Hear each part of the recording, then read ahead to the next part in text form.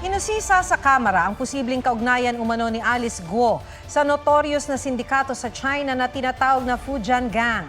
Base sa records mula Fujian, ang dalawa sa kanyang kasosyo sa negosyo. Gayun din ang sinasabing nanay niya.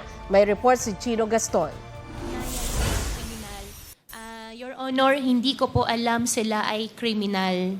Yan ang sagot ni dismissed Bamban Tarlac Mayor Alice Guo nang tanungin sa Kamara kung bakit nakikipagsosyo siya sa mga kriminal.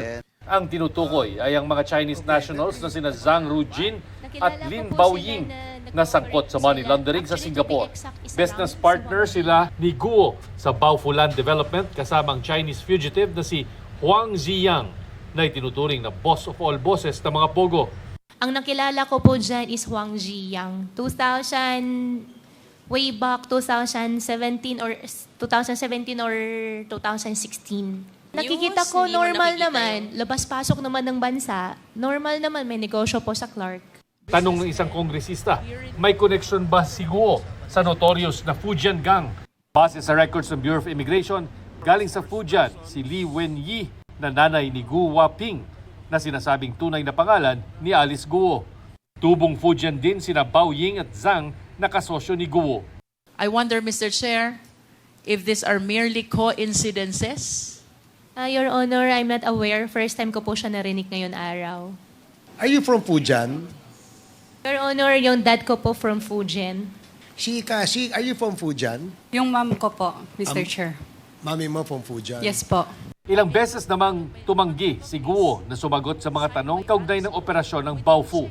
Your Honor, I think for the Baofu, I invoke my right against self-incrimination because I have pending case po with DOJ human trafficking po. Dahil sa pagsisinungaling umano at hindi pagsagot sa tanong ng mga mambabatas, sinight in contempt ng Quadcom si Guo. Huwag mo kaming tanga, iha. Ini-invoke mo palagi yung right against self-incrimination eh. Pero wala namang connection dun sa mga kasong pinahal sa iyo.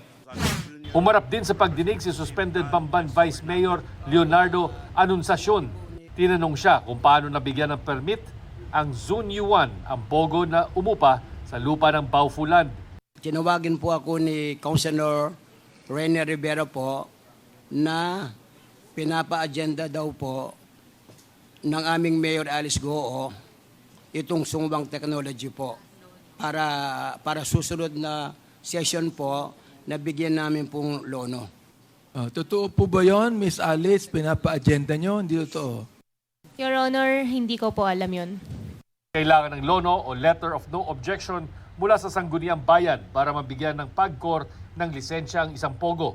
The mere fact na in-endorse ni Gua Haoping yung pogo na yan, ano ibig sabihin yun? Siya may-ari dahil pumapayag na kayo?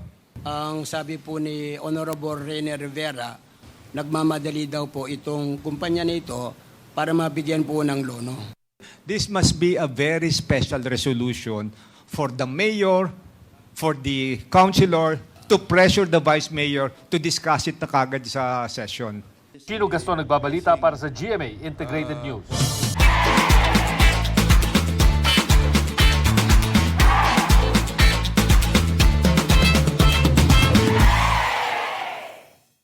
Huwag magpahuli sa mga balitang dapat ninyong malaman.